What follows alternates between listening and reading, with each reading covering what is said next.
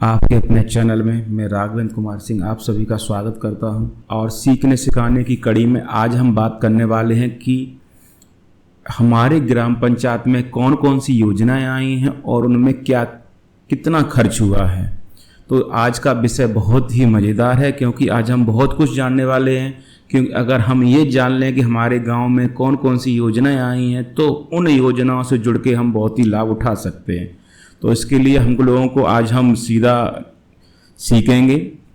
सबसे पहले हम लोग क्या करेंगे कि गूगल पे जाएंगे और गूगल पे जाके nrega.in लिखेंगे और जैसे ही सर्च करेंगे तो हमारे सामने एक ग्राम पंचायत का जो विकल्प आया है, ग्राम पंचायत पे जाएंगे। ग्राम पंचायत के जाने के बाद हम जनरेट रिपोर्ट पे क्लिक करेंगे और जनरेट रिपोर्ट पे क्लिक करने के बाद फिर हम अपने स्टेट को छांटेंगे कि हमारा स्टेट कौन सा। तो मैं उत्तर प्रदेश का रहने वाला हूं तो उत्तर प्रदेश पे क्लिक करते हैं और उत्तर प्रदेश पे हम जैसे ही क्लिक करते हैं उसके बाद हमारा निकल के आ जाता है कि फाइनेंशियल ईयर। तो हम बिल्कुल नई रिपोर्ट देखते हैं 21-22 की और इसके बाद सेलेक्ट करेंगे डिस्ट्रिक्ट। तो सीधा शॉर्ट में एम डालते हैं तो मैनपुरी डिस्ट्रिक्ट है तो हम लोग मैनपुरी डिस्ट्रिक्ट सेलेक्ट कर चुके हैं। ब्लॉक सेलेक्ट करते हैं, किसनी ब्लॉक है और ग्राम पंचायत को सेलेक्ट करते हैं तो सीधा शॉर्ट फिल्टर लगा के हम लोग रठे में पहुंच गए। तो हम जैसे ही प्रोसेस की प्रक्रिया को शुरू करते हैं तो ये हमारे सामने एक फाइल खुल चुकी है, एक वेबसाइट का पेज खुल चुका है जिस पे हम सारी चीज़ों को सब कुछ देख सकते हैं। लेकिन हम थोड़ा सा जानते हैं रिपोर्टों के बारे में तो हम लोग जाएंगे वर्क रजिस्टर पर। तो वर्क रजिस्टर पर हम जैसे ही क्लिक करते हैं तो हमारे सामने ये सारा खुल चुका है कि इस ग्राम पंचायत में कौन कौन से कार्य आए हैं और उस कार्य में कितना खर्च हुआ है।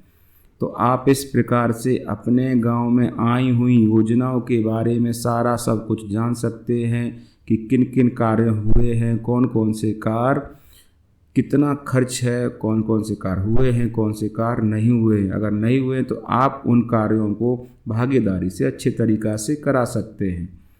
तो ये सारी योजनाएं हैं जो कि आ चुकी हैं। ऐसे ही हम लोग इन सारे चीज़ों पर जानकारी प्राप्त कर सकते हैं। तो एक चीज़ को हम एक किसी बिंदु पर हम लोग जांच करेंगे कि आखिर क्या क्या अंदर से मिलता है। तो हम देखते हैं कि ये वृक्षारोपण का कार्य है, माइनर खुदाई है, नाली खुदाई है, देवी मंदिर बिंद नदी की तक मार्ग है और आप देख सकते हैं पक्की सड़क मजार तक है। तो हम लोग चक मार्ग के है, ये सारा दिया है। तो हम लोग देते हैं इंटरलॉकिंग, जो इंटरलॉक गांव में ईंटें बिछाई गई हैं उसके बारे में देखते हैं। तो हम इनमें देखेंगे कि तो ये हमारे सामने एक निकल के आ गया है। देखिए अब आपका ये स्टेट आ गया है। यहाँ डिस्ट्रिक्ट मैनपुरी है, किसनी ब्लॉक है, पंचायत रठे है और वर्क है अनार सिंह के घर से लेकर संजू घर तक इंटरलॉकिंग पर नाली निर्माण। तो ये हेड हैं, ये पर्सन डे हैं, कितने डे लगे हैं व्यक्तियों को कार्य करने में। तो ये सारी चीज़ें हमको पता चल चुकी हैं। अब ये सारी चीज़ें जब हमको पता चुकी हैं कि ये कितना डे लगा है और अमाउंट पेड, इन व्यक्तियों को कितना पेड किया गया और हम देखेंगे कि कितना खर्च हुआ है।